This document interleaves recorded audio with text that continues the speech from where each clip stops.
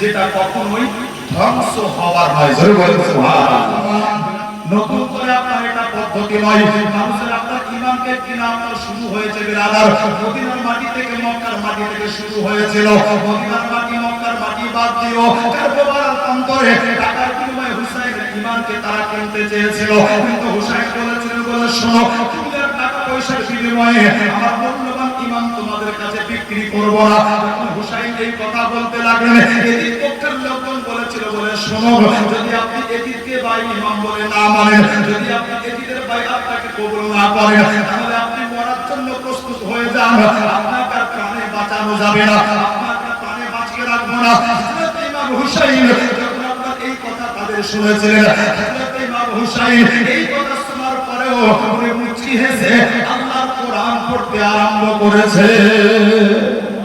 যখন তারা বলেছিল, হুসাইন আপনাকে জিন্দা রাখা হবে না, আপনাকে প্রাণে মারা যাবে, আপনাকে প্রাণে মারা হবে, ইমাম হুসাইন রাদিয়াল্লাহু তাআলা আনহু ও জায়গাতে দাঁড়িয়ে আল্লাহর কোরআন পড়তে আছেন।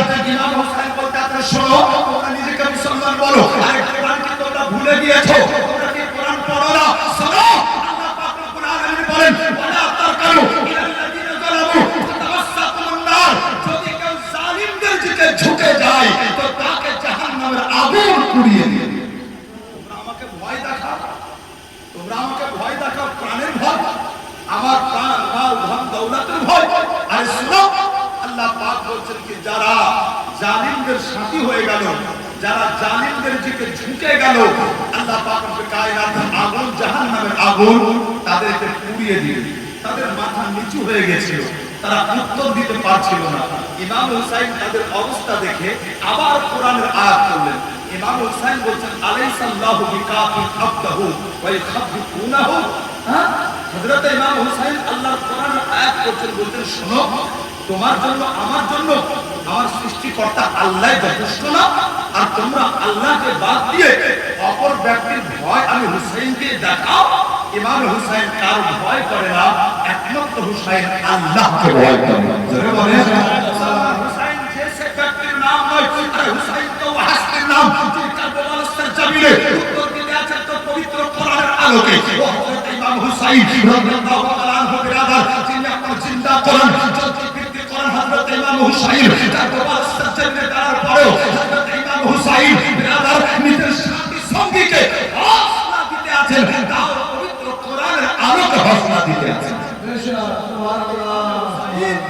আল্লাহু আকবার। কারবালার জমিনে এই 10ই মুহররমের আগের রাত, এই 10ই মুহররমের যেটা রাতে আশুরা রাত বলে আমরা, আশুরা রাতে ইমাম হুসাইন নিজের সাথী সঙ্গীকে বলেছেন, বলে শোনো, তোমরা ইচ্ছা করলে যেতে পারো, তোমরা মদিনা থেকে তোমরা মক্কা হয়ে এই কারবালা পর্যন্ত পৌঁছেছো, এতে আমি বড় খুশি হয়েছি, অতএব তোমরা ইচ্ছা করলে যেতে পারো। আল্লাহু আকবার। আমি হুসাইন তোমাদের উপরে রকমের অভিযোগ করব না।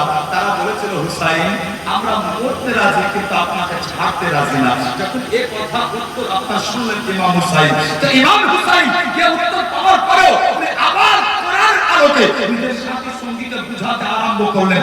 ইমাম হুসাইন বলতে আছেন, শোনো, ওয়া ইন তুসিবকুম সাইয়্যাতুন ইয়াফরাহু বিহা, তবে তোমরা একটা কথা মনে রেখো, তোমরা যখন যাবে না ময়দান ছেড়ে, একটা কথা তোমরা মাথায় রেখে দাও, আমাদের সামনে যারা আছে তারা দুশমন, আর আমাদের ক্ষতি হলে তারা বড় খুশি হবে, আমাদের খুশি হলে তারা আনন্দিত হবে। একটা কথা তোমাদের বলি, ওয়া ইন তুসিবকুম সাইয়্যাতুন ইয়াফরাহু বিহা ওয়া ইন তাসবিরু লা তাকুন কাইদুহুম শাইআ ওয়া লা ইয়াকুল্লাহু শাইআ। হযরত ইমাম হুসাইন বললেন, শোনো, কিন্তু যদি তোমরা এই অবস্থাতে ধৈর্য ধারণ করতে পারো, তাহলে পারে মনে রেখে দাও, ধৈর্য ধারণকারীদের জন্য আল্লাহ পাক বড় পুরস্কার রেখে দিয়েছেন।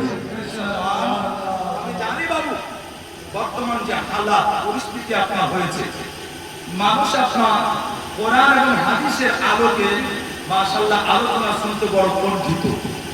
যদি আপনার একটা বানিয়ে গল্প বলা হয় হযরত, এতে মানুষ বড় আকর্ষিত হয় আপনার, এবং মানুষ বলে যা যা কিছু শুনলাম বটে, কিন্তু বড় মহল খারাপ হয়েছে বিরাদার। যে আলোচনা বর্তমানে খুবই দরকার, সে আলোচনা থেকে মানুষ আপনার মুখ ফিরিয়ে নিয়েছে। মুসলমান বড় আফসোসের সাথে বলছে আপনার যে আজ পর্যন্ত মুসলমান কারবালাকে বুঝতে পারেনি ঠিকঠাক। যদি আপনার বুঝতে পারতো মুসলমান, তো আজ আপনার জীবনের আপনার হালাত এরকম থাকতো না, আপনার জীবনধারা এরকম হতো না, আপনার লাইফ স্টাইল জীবনে এরকম হতো না। ইনশাআল্লাহ আপনার চেঞ্জ হয়ে যেত। কিন্তু বড় আফসোস, আমরা কারবালা এতটুকুই ভেবে নিয়েছি যে হুসাইন কারবালাতে এদিনে শহীদ হয়েছিলেন, ব্যাস আমরা হুসাইনকে ভালোবাসি, একটু আমাদেরকে ফাতিহা করতে হবে, ইমাম হুসাইনের জন্য একটু দোয়া করতে হবে। আরে ইমাম হুসাইনের জন্য দোয়া করে আপনি কি করবেন? হুসাইনকে জান্নাতে পাঠাবেন? আরে হুসাইনকে জান্নাতি আগে বলেছেন নবী পাক আকা মুস্তাফা। নবী পাক আকা মুস্তাফা বলেন, আমার হুসাইন সমস্ত জান্নাতি জওয়ানদের সর্দার। সুবহানাল্লাহ। নবী বলেছেন হাসান এবং হুসাইন সমস্ত জান্নাতি জওয়ানদের সর্দার। আচ্ছা, এবার একটা মজার কথা শুনে আগে বাড়ি। আচ্ছা, জান্নাতে কোনো বুড়া বুড়ি যাবে না, জান্নাতে মেয়েরাও যাবে যুবতী অবস্থায়, আর পুরুষরাও যাবে যুবক অবস্থায়। তো নবী বলছেন কি প্রত্যেকটা জান্নাতি জওয়ানদের সর্দার হচ্ছেন হযরতে ইমামে হাসান এবং হুসাইন। তাহলে কি আপনার হযরতে ইমাম হাসান এবং হুসাইনের শান নবীর চাইতে বেশি হয়ে গেল জান্নাতে যাওয়ার পরে? যদি নাই হলো, তাহলে ইমামে হাসান হুসাইন নবীর সর্দার কেমন করে হবে? এটা বুঝার বিষয় ব্রাদার। আজ বর্তমানে আপনার চলছে জীবনী, কিন্তু মাশাআল্লাহ কি জীবনী করলো নাকি আপনার মাশাআল্লাহ জীবনী ছড়িয়ে গেল, এটা বোঝা বড় মুশকিল হয়ে যায়। যে আলিম থাকে ও বুঝে নাই কি জীবনী ছড়িয়ে গেল। হ্যাঁ, মুসলমান খুব সাবধান, হুঁশিয়ার। একটা বিষয় মাথায় রাখুন, কোন সাহাবীর সম্মান কোন নবীর চাইতে বেশি নয়। বুঝা গেল? কোন নবীর চাইতে বেশি নয়। তাহলে জান্নাতেও কোন নবীর সর্দার কোন সাহাবী হবে হবে না, হবে না। মুসলমান, তাহলে এই হাদিসের অর্থ কি? তো নবী পাক বলেছেন যে হাসান এবং হুসাইন জান্নাতের জওয়ানদের সর্দার। এর অর্থ হলো এটাই যে 18 বছর থেকে 30 বছর পর্যন্ত মুসলমানের যত পুরুষ ঈমান সহকারে ইন্তেকাল করবে, এই 18 টু 30 এদের আপনার সর্দার হবে হযরত হাসান কারীম।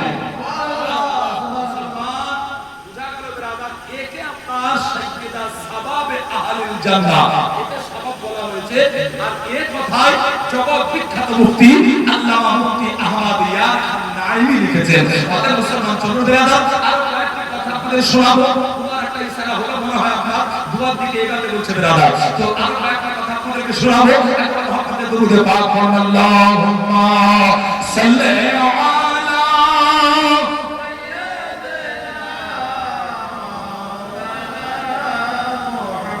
وعلى آل سيدنا مولانا محمد صلى الله عليه وسلم। মুসলমান হযরত ইমাম হুসাইন কারবালার প্রান্তরে নিজের সাথী সঙ্গীকে বললেন, বলে শোনো, যদি তোমরা এরকম বিপদে ধৈর্য ধারণ করতে পারো, আল্লাহ পাক রব্বুল আলামিন তোমাদের জন্য পুরস্কার রেখেছেন। আল্লাহু সুবহান। মুসলমান, এবারে আপনার 10 মুহররম আপনার পার হয়ে গেল। আল্লাহু আকবার বিরাদার। মুহররম পার হয়েছিল। মুহররম পার হয়ে যাওয়ার পরে যখন আপনার 9 তারিখের দিন আরম্ভ হলো, আশুরার দিন আপনার সন্ধ্যাবেলা ইমামে হুসাইন নিজের লোকজনকে বলেছিল, বলে শোনো, আমি জানি তোমরা আমার সঙ্গে যুদ্ধ না করে আমাকে ছাড়বে না, তবে একটা কথা আজ তোমাদেরকে বলি, আমাকে শুধুমাত্র একটা রাত, একটু হুকুম, একটা রাত একটু আমাদের সময় দিয়ে দাও। আজকে আমি একটা রাত সময় চাই। আজকে আমি হুসাইন, আজকে আমি প্রাণ ভরে আল্লাহর ইবাদত করব। নিজের লোকজন বলেছিল, হুসাইন যান, আপনাকে একটা রাত্রি সময় দিয়ে দেওয়া হলো। হযরত ইমাম হুসাইন এবার আসরের রাত্রি তাসবিহ আদার আর আসর পরে আপনার নিজের খিমাতে প্রবেশ করলেন। নিজের খিমাতে প্রবেশ করার পরে নিজের মেয়ে সাকিনাকে ডেকে বলতে আছেন, সাকিনা, চলো মা, আজ তোমাকে আল্লাহর কোরআন একটু পড়িয়ে দিই। যেমন আপনার বলা, হযরত সাকিনা বলতে আছেন, আব্বা, আমি জানি আল্লাহর কোরআন পড়লে পরে নেকি পাওয়া যায়, কিন্তু আব্বা কেমন করে কোরআন পড়বো? এজন্য কি উযু তো আমার নাই। উযু যদি না থাকে তাহলে কেমন করে কোরআন নিয়ে আমি পড়বো? আর উযু যে করবো, পানি তো নাই। আজকে 2 দিন 3 রাত চলতে আছে, পানি বন্ধ হয়ে গেছে। আমাদের জন্য পানি বন্ধ করা হয়েছে। মেয়ের কথা শোনার পরে হুসাইন বলতে আছেন, সাকিনা চিন্তা করো না, আমার নবী শিখিয়েছেন এটাই, যদি পানি না পাওয়া যায় তাহলে মাটি দিয়ে তায়াম্মুম করে নামাজ পড়া যায়, ওযু করে মাটিতে তায়াম্মুম করে কোরআনও পড়া যায়। হুসাইন বলতেছে ও বেটি সাকিনা, আজকে মাটি দ্বারা তায়াম্মুম করে নাও, আর এরপরে আল্লাহর কোরআন আমরা বাপ মেয়েতে পড়বো। হযরতে মা সাকিনা আব্বার সাথে সাথে আপনার কার্যবল মাটিতে তায়াম্মুম করলেন। আল্লাহু সুবহান মুসলমান তায়াম্মুম হয়ে গেল। হুসাইন বলতেছে সাকিনা চলো, তুমি তো কোরআন পড়তে জানো, কিন্তু এরপর তোমাকে আজকে কোরআন পড়িয়ে দিই। হযরত ইমাম হুসাইন সাকিনাকে কোরআন পড়াতে লাগলেন। হযরত মা সাকিনা আল্লাহর কোরআন পড়তে লাগলেন। আব্বা হুসাইন যেটাই পড়ায় বেরাদার, হযরত মা সাকিনা ওটাই পড়েন। সূরা বাকারার এক রুকু যখন পড়া হয়ে গেল, হুসাইন বলতেছেন ও সাকিনা, এবার তুমি নিজে নিজে পড়ো রে মা, আমি একটু তোমার ফুপি জয়নাবের কাছ থেকে ঘুরে আসি। আব্বা হুসাইন এবারে আপনার মেয়েকে পড়তে দিয়ে হুসাইন নিজের খিমা থেকে বেরিয়ে হযরত মা জাইনাবের খিমাতে প্রবেশ করেছে। যেমন আপনার মা জাইনাবের খিমাতে প্রবেশ করা, হুসাইন এটা মাত্র জাইনাব দাঁড়িয়ে গিয়েছে। হযরত ইমাম হুসাইন আস্তে আস্তে জাইনাবের কাছে গেলেন। জাইনাবের কাছে যাওয়ার পরে হযরত ইমাম হুসাইন জাইনাব রাদিয়াল্লাহু তাআলা আনহার হাত মুখাকে ধরে মুসলমান জাইনাবের হাতের কালাই যে জায়গাতে মায়েরা চুরি পড়ে মুসলমান, ওই জায়গাতে বড় মহব্বতে চাচাস করে চুমা দিয়ে দিয়েছে। যখন আপনার জাইনাবের হাতে চুমু দেওয়া, হযরত মা জাইনাব আব্বা হুসাইন তার মাথাতে হাত রেখে বড় মহব্বতে হুসাইনের কণ্ঠ নালিতে চাচাস করে চুমা দিয়ে দিয়েছে। হুসাইন বলতেছে বোন জাইনাব, তুমি আমার গলায় কেন চুমা দিলে? তুমি তো কপালে চুমা দিতে পারতে। যেমন প্রশ্ন করা, জাইনাব বলতেছে ভাই হুসাইন, আমি তো আপনার ছোট বোন, আপনিও তো আমার হাতে চুমা না দিয়ে আপনিও তো আমার কপালে চুমা দিতে পারতেন, কিন্তু কপালে চুমু না দিয়ে আপনি হাতের কালাইতে চুমু দিলেন কেন? হুসাইন বলতেছে ও জাইনাব শোনো, আমি এজন্য চুমু দিলাম, তার কারণ আগামী কাল যখন কারবালাতে আমি শহীদ হব, যখন আমি হুসাইন কারবালাতে শহীদ হয়ে যাব, ও জাইনাব শোনো, আমার শাহাদাতের পরে তোমার হাতের কালাই চুমু পড়ার জায়গাতে এদের সেনাবাহিনী লোহার জিঞ্জির বেড়ি পড়াবে। তাই হুসাইন কাল তোমার হাতে লোহার শিকল পড়ার আগে বড় মহব্বতে একটা চুমা দিয়ে দিলাম। হুসাইন বলতেছেন বোন, আমি কেন তোমার হাতে চুমা দিলাম এটা তো তোমাকে বললাম, এবার তুমি বলো তুমি আমার কণ্ঠ নালিতে কেন চুমা দিলে? হযরত জাইনাব বলতেছেন ভাই হুসাইন, কাল যখন আপনি শহীদ হবেন আর ওই শহীদের সমাধে আপনাকে কণ্ঠ নালি, যে কণ্ঠ নালিতে প্যারে মুস্তাফা বারবার চুমা দিয়েছেন আল্লাহুস সামাদ, কাল কারবালার অন্তরে আপনাকে কণ্ঠ নালিতে সীমার খাবিস যখন খঞ্জর চালাবে, আমি জাইনাব আপনার কণ্ঠ নালিতে খঞ্জর চলার আগে বড় মহব্বতে আপনার চুমা দিয়ে দেব।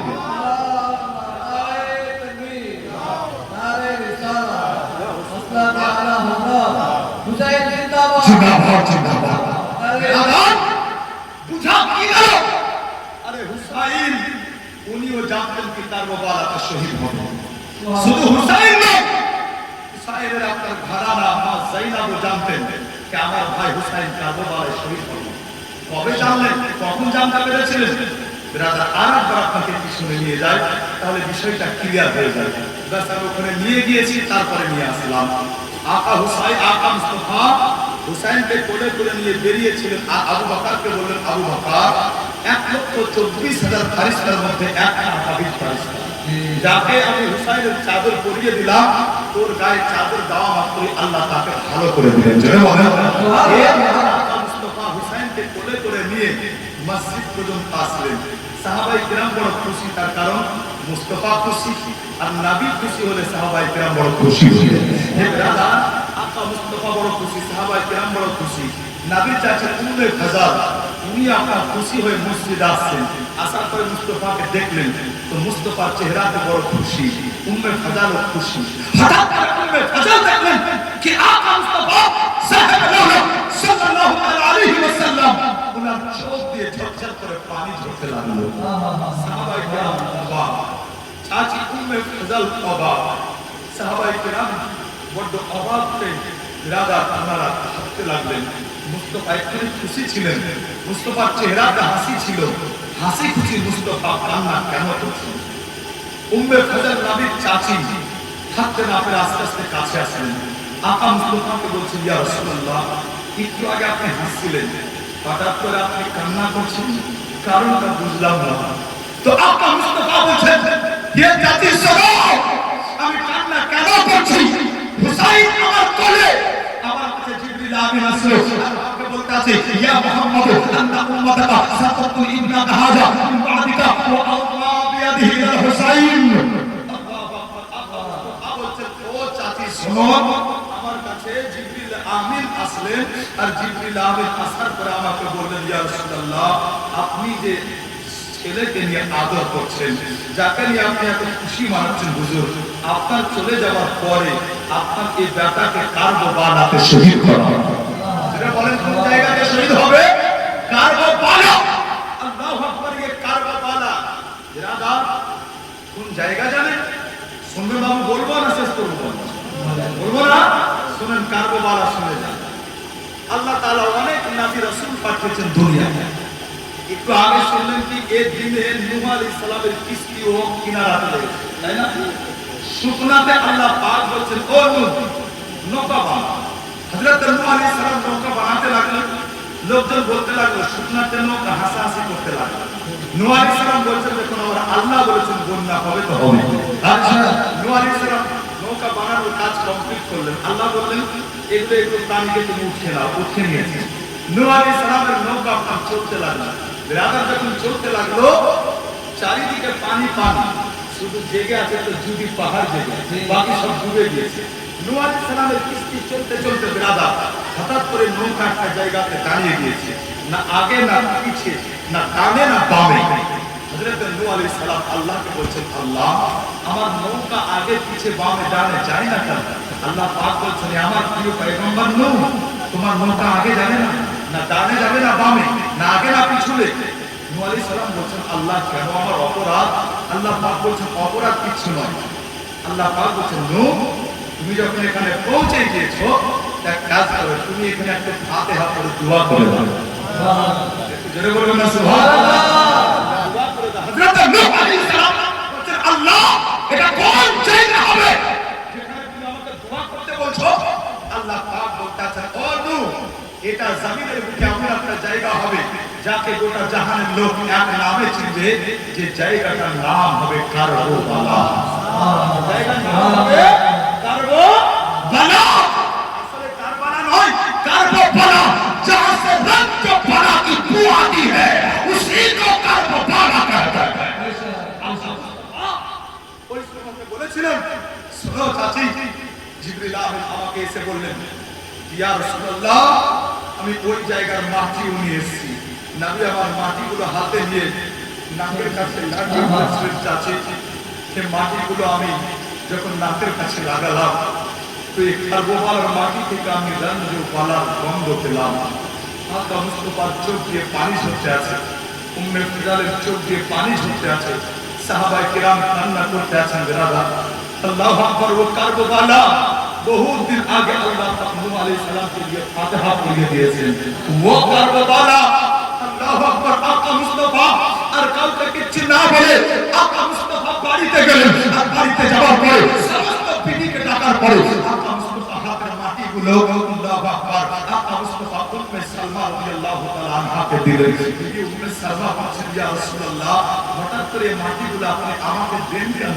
এগুলো কোন জায়গার মাটি? হযরত উম্মে সালমা মুস্তাফা বলেছিলেন, হে উম্মে সালমা, এগুলো হচ্ছে ওই জায়গার মাটি যে জায়গাটার নাম হবে কারবালা। হে উম্মে সালমা, এটা হচ্ছে ওই কারবালার মাটি যে কারবালার সরজমিনে আমাকে প্যারা হুসাইন যাবে, আমার প্রিয় দ্বীনের জন্য নিজের সব কিছু কুরবান করবে। এটা হচ্ছে ওই কারবালার মাটি। উম্মে সালমা বলেছিলেন, ইয়া রাসূলুল্লাহ, এই মাটিগুলো আমি রেখে কি করব? আমি রেখে আমার লাভ কি? মুস্তাফা বলেছিলেন, উম্মে সালমা, মাটিগুলো তুমি রাখো সুন্দর করে যত্ন করে। আর একটা কথা তোমাকে বলি, যেদিন মাটিগুলোর রং পরিবর্তন হয়ে লাল হয়ে যাবে, জেনে নিও ওই দিন আমার হুসাইন কারবালাতে শহীদ হয়ে গিয়েছে। বেরাদার, হযরত উম্মে সালমা রাদিয়াল্লাহু তাআলা আনহা মাটিগুলো সুন্দর করে আপনার বোতলে ভরে রাখলেন। উম্মে সালমা বলেন, ওই দিনের পর থেকে আমি কোনোদিন বাদ দিতাম না। হযরত উম্মে সালমা রাদিয়াল্লাহু তাআলা আনহা সারা দিনে একবার না একবার ওই বোতলের কাছে যাওয়ার পরে ওই বোতলের মাটিগুলোকে দেখে বলতেন, ইয়া তাহাল্লা ইয়াউমুল মুহাদ্দিরিনা আমান ইয়াউমুল আযীম। হযরত উম্মে সালমা বলতেন, ইয়া আল্লাহ, वो दिन कैसा आज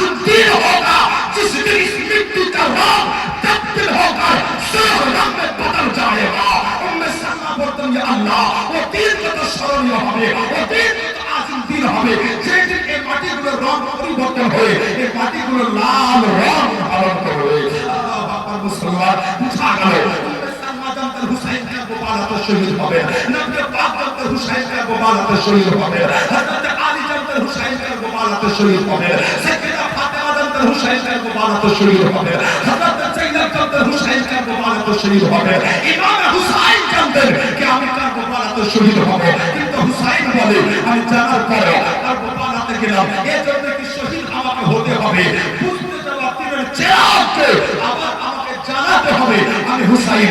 আমার মিশন ছিল এটাই, প্রতি মিশন ছিল না, ধর্মতে পাওয়ার মিশন ছিল না, চারের লোভে আমি কার বাবালাতে যাইনি, আমার মিশন এটা ছিল না। হুসাইন বলেন আমার মিশন তো ছিলই এটা, যাতে কিয়ামত পর্যন্ত আল্লাহর দ্বীন জমিনের বুকে কায়েম হয়।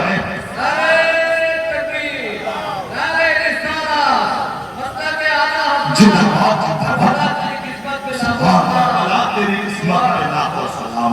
अल्लामा विश्वकवि इकबाल বলেছেন कत्ल हुसैन असल में मर्द अजीब, कत्ल हुसैन असल में मर्द अजीब, इस्लाम जिंदा होता है हर करबला के बाद, इस्लाम जिंदा होता है हर करबला के बाद। কিন্তু আমাদের যে কিরদার, আমাদের যে আপনার মাশাআল্লাহ চলন বলন, ইসলাম কারবালার পরে জিন্দা হয় না, বরং ইসলামের আপনার মাশাআল্লাহ ইসলামের আগামে আমাদের কিরদারের কারণে ধব্বা লাগে আপনার, এই দাগদার হয় ইসলাম, দাগ থেকে আপনার পাক পবিত্র হয় না, আমাদের কারণে ইসলাম দাগদার হয়। মুসলমান আজ নওজওয়ান আলহামদুলিল্লাহ বড় খুশি হলাম, আশা মাত্র তাদের আপ্যায়ন সত্যি অন্তর থেকে আপনার খুশি হয়েছে, তার কারণ তাদের মধ্যে অনেক ছেলে দেখলাম আমার ছেলের বয়সে, বড় খুশি হলাম। এজন্য আমি গেলাম, বসলাম, দোয়া করলাম তাদের জন্য যে আল্লাহ এই নওজওয়ান আজ অন্য কিছু না করে, তার শরীয়ত বিরোধী কাজ না করে আজ তার শরীয়তের আলোকে একটা মাহফিলের আয়োজন করেছে, যাতে মানুষ কয় কথা কারবালার সম্পর্কে শুনতে পায়, আর এর উপরে যাতে মানুষ আমল পাইয়া হয়ে যায়। সুবহানাল্লাহ। বেশক আজকাল নওজওয়ান আল্লাহু আকবার, যদি আপনি তারিখে ইসলাম মুতালা করেন তো এই তো হচ্ছে নওজওয়ান, যে নওজওয়ানদের দ্বারা একটা ইনকিলাব এসেছে বিরাদার। কিন্তু আজ বড় আফসোস মুসলমান, আজ নওজওয়ান আমরা, আমার ঘরের নওজওয়ান, আপনার ঘরের আপনার সন্তান বিরাদার আজ এমন ভাবে পিছিয়ে গিয়েছে, তারা মনে করেছে যে হয়তো কারবালা একদিন অনুষ্ঠান করলেই মনে হয় কামিয়াব। আমি বলবো সমস্ত ভাইদেরকে আল্লাহু আকবার, নওজওয়ান মুসলমান ঘরের ছেলে আল্লাহু আকবার এরকম কিরদার তাদের হয় না, বরং নওজওয়ান মুসলমান ঘরের নওজওয়ান হয় এইরকম যে তাদের একদিন মাশাআল্লাহ জালসা থাকে না, বরং জালসা তো তাদের 365 দিন। কারণ তাদের আপনার ধ্যান ধারণা চিন্তা ভাবনা একটাই থাকে যে আল্লাহর দ্বীন কেমন করে প্রসারিত হবে, আল্লাহর দ্বীন কেমন করে প্রচার হবে, আল্লাহর দ্বীন কেমন করে আপনার কায়েম থাকবে। মুসলমান বলার উদ্দেশ্যে হযরত ইমাম হুসাইন নিজের পছন্দকে নবীর পছন্দের কাছে কুরবান করেছিলেন। ও হুসাইন রাদিয়াল্লাহু তাআলা আনহু কারবালার প্রান্তরে আপনার যাওয়ার পরে আল্লাহু আকবার জাইনাব রাদিয়াল্লাহু তাআলা আনহাকে বলেছিলেন, এ বোন জাইনাব, কাল যখন আমি শহীদ হয়ে যাব তোমার উপর অত্যাচার হবে, তোমার উপর অত্যাচার হবে, তোমার হাতে চুরি করার জায়গায় লোহার শিকল পরানো হবে। বোন জাইনাব, আজকে তোমাকে একটা কথা বলি, তোমার চোখের সামনে তোমার নিজের পুত্র আউল মুহাম্মদের লাশ পড়বে, তুমি ধৈর্য হারাবে না। হুসাইন বলছেন, বোন জাইনাব, কাল কারবালাতে আমার বেটা আলী আকবর, ভাতিজা কাসিম, এদের লাশ তুমি দেখবে, খবরদার ধৈর্য হারাবে না। হযরত ইমাম হুসাইন বলছেন, বোন জাইনাব, কাল তুমি কারবালায় আমার ভাই বীর আব্বাসের লাশ দেখবে, খবরদার তুমি ধৈর্য হারাবে না। আল্লাহু আকবার। মুসলমান হযরত ইমাম হুসাইনও যেন গায়েবের খবর দিতে আছেন। সুবহানাল্লাহ। এই ঘটনা তো কি বেশক বেশক খবর দিচ্ছেন, আর একই তো গায়েব বলে, যদি হুসাইন এত বড় গায়েবের খবর দিতে পারেন, তারপর আন্দাজ করুন এই মুস্তাফা কত বড় গায়েব জানতে পারে। বেশক সুবহানাল্লাহ সুবহানাল্লাহ। আল্লাহু আকবার। ও হচ্ছে দ্বীনের ও সিপাহী, দ্বীনের জন্য সব মুখ দিয়ে দ্বীন তারা চিন্তা